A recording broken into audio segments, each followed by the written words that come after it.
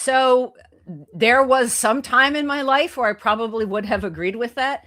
I think that what has happened in the last certainly 2 decades, I think has made it clear that that is a terrible idea, because we have the direct example of Gitmo that I was referring to before, and Barack Obama coming in and saying, well, we tortured some folks, but we're going to just move on. We're not going to dwell in the past, right? We're going to move forward.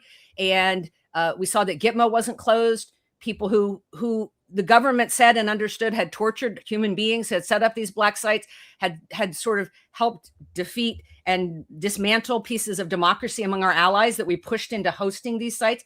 Much as I would say right now, we are pushing people who can be bribed or coerced into it, into holding immigrant detainees on our behalf. So not only are we talking about a concentration camp system domestically, we're talking about doing it overseas, which is damaging to those countries as well as to our own democracy. And even less oversight. Yeah. That Obama, who I think thought was less oversight and more potential harm. And in addition, that with Obama, I think he really thought, let's end this and move on, because he thought the country would coalesce and come together around it. But as Mark Fallon, who I interviewed for my book, who actually was one of the few people to stand up against torture at Gitmo right as it was being implemented, and paid a career cost for that he has said Obama thought that he was moving on, but all he was doing was hitting the pause button. And I think now we have seen the danger on letting the past be the past, not having that kind of accountability. And the answer is that stuff stays embedded in the foundations of the democracy that you build, and it weakens the future that you can have. And I think whether it's impeachment or whether it's another form, whether it's prosecutions, I think we are going to have accountability for some of what is happening now. There are literally war crimes underway overseas and domestically. We see court orders being violated on a regular basis. We see human rights abuses that are not in line with our laws or the treaties that we've made elsewhere. And I think if we just give all that a pass, then in 4 more years, even if we were to have great elections this time and in 2028, we have already seen it is possible for this to return and return again. And historically, from concentration camp societies, we know that when it comes back, it's worse. It gets worse over time. So that's my opinion, but you may differ. No, I don't differ. And I have one additional reason, in addition to your wonderful ones, and that is it's related to Jeffrey Epstein. We have for a long time weakened our democracy by not holding people accountable, the powerful people accountable. And ordinary Americans like me are like, well, why do I have to play by the rules when they don't?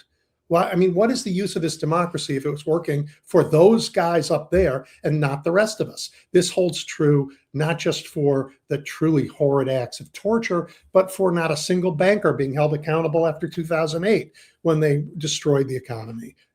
Right? We don't hold powerful people to account in the same way. And ordinary Americans have figured it out. I mean, I would like to think that the impetus of all of this furor over Jeffrey Epstein was an actual passion to care for his victims. But I know that's not true.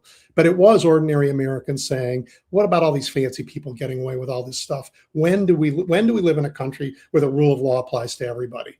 And that's going to have to be true for the war crimes and for the, I mean, I live in Chicago. I watched what ICE did here.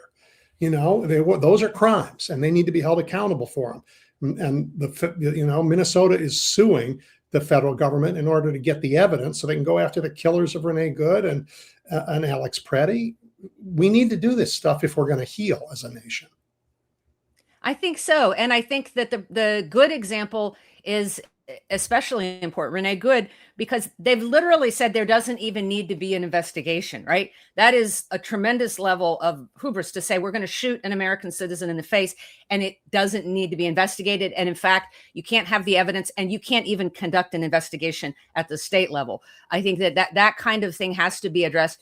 But it does go, as you're saying, to this larger issue of the concentration camp society is never just about concentration camps, right? It's about how power is used.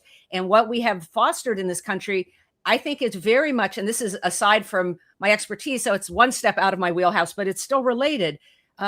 is this income inequality that we've seen. And so these power differentials that get put into the system. And when you have a billionaire class that can literally buy everything off, it's incredibly dangerous. And that what you described about the sort of people in the streets realizing that nobody is held to account, even as they themselves get held to account, right? But nobody powerful does. That was when I have visited different countries, when I visited Russia, when I visited places that weren't democracies, Myanmar. I was doing research for the book in a number of countries. The biggest difference I saw 15, 20 years ago between the US and these other countries was that kind of everyday corruption, where it was just understood you could not hold those people accountable, right? And I remember thinking at the time, there's corruption in the US, and certainly there's corruption that isn't caught, but we aren't there yet. But now when I look around, we are so much closer to that kind of thing. When the contracts are no bid contracts, they're given to somebody's friends. It looks like there's market timing at the highest levels. That all mixes in with these human rights offenses that are ICE operations or camps. And it's really, I think, one bigger thing. And that's another reason to have accountability, because there needs to be visible, more than just performative, but at the same time, really visible actions to show that people are accountable at the highest levels. And if they're not, then I don't think you can actually have a functioning democracy. Yeah, I agree with you. And we got here from so many causes. Some of them are, social media showed up at a dangerous time in our country, and when politicians learn to weaponize hate in the way they have. But a Supreme Court that says, money is speech and unlimited money is okay and unlimited dark money is okay also undermines our faith that we can have a government that actually works. So we have a lot of work. My next question to you was like, okay, let's say we win these elections. Like, what are the things that we have to do to strengthen the democracy, to make it more legitimate in the eyes of its stakeholders or citizens, and to protect it from talented charlatans in the future? So I think that there are a number of things. And first and foremost, I think, speaking from the concentration camp side, you have to stop a concentration camp society, you have to stop being willing to throw any community under the bus. And you may think, oh, well, this one, it's okay to do that to. These people came here illegally or whatever thing, or trans people. We see the different groups that are targeted for hate right now.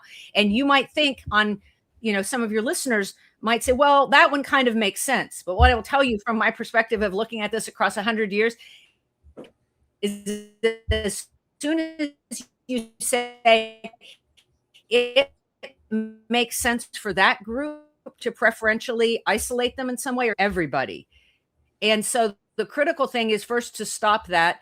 The second thing I would say is you have to address the two sort of spokes. I'll have to come up with a better metaphor, but the two paths by which this happens. And the way it happens is by people who have a tremendous amount of money and power propagandizing in order to entrench that power and expand that power. And the way that they do it is by finding these cultural fissures through which they can motivate, terrorize, and infuriate the public. And that propaganda model, it just works. So we have to make it disadvantageous. We have to have the moneyed class to have less free money to do that with. So the billionaires to actually pay their fair share. And that has a double loop thing of everyday people start to see that accountability in force, right? Because you can't just say, we need to defend the vulnerable. I think that's important to say, but we also have to say, guess what? You're part of the vulnerable too. And we're actually defending everybody. And so you have to both remove the financial and power structures that allow that to happen. And you have to build guardrails in your democracy so that groups can't be targeted in these particular ways.